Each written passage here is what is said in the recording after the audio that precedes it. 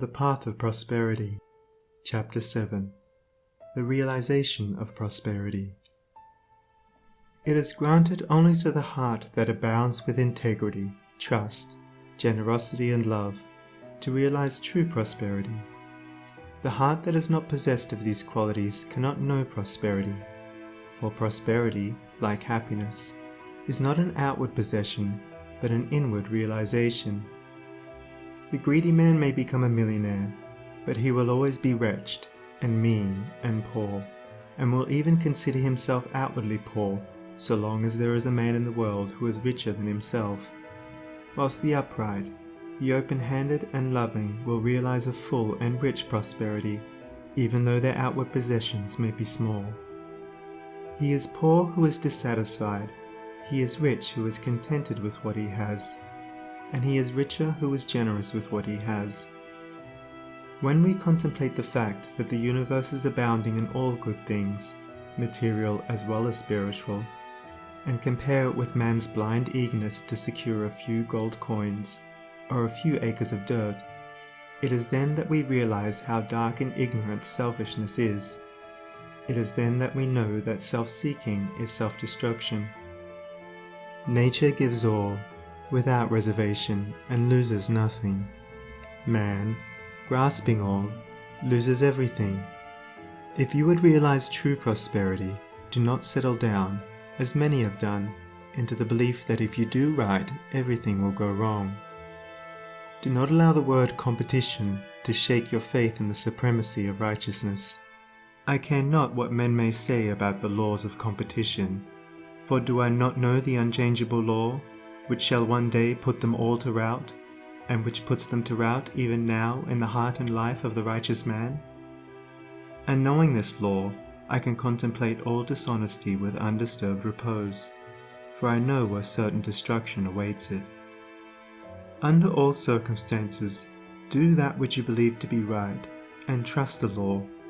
Trust the divine power that is immanent in the universe, and it will never desert you, and you will always be protected. By such a trust all your losses will be converted into gains, and all curses which threaten will be transmuted into blessings.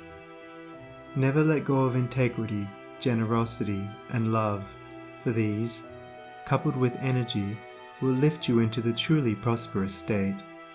Do not believe the world when it tells you that you must attend to number one first, and to others afterwards. To do this is to not think of others at all, but only of one's own comforts. To those who practice this, the day will come when they will be deserted by all, and when they cry out in their loneliness and anguish, there will be no one to hear and help them.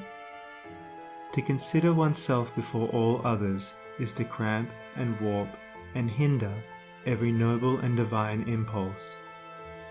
Let your soul expand.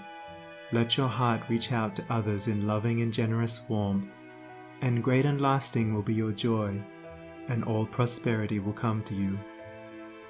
Those who have wandered from the highway of righteousness guard themselves against competition.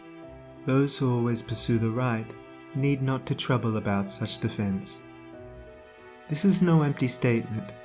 There are men today who, by the power of integrity and faith, have defied all competition, and who, without swerving in the least from their methods, when competed with, have risen steadily into prosperity, whilst those who tried to undermine them have fallen back defeated.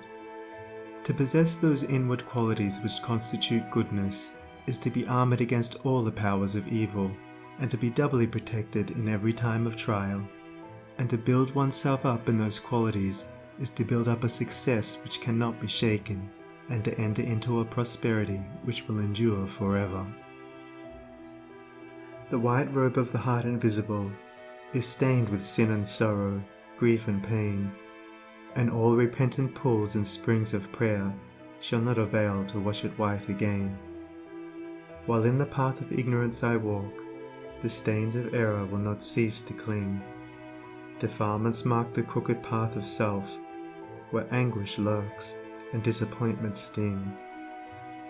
Knowledge and wisdom only can avail to purify and make my garments clean, for therein lie love's waters, Therein rests peace undisturbed, eternal and serene. Sin and repentance is the path of pain. Knowledge and wisdom is the path of peace. By the near way of practice I will find where bliss begins, and how pains and sorrows cease. Self shall depart, and truth shall take its place. The changeless one, the indivisible, shall take up his abode in me, and cleanse the white robe of the heart invisible. Thank you for watching this video. Let me know in the comments if you liked it. Remember to subscribe, like and share it to your friends. See you on the next video.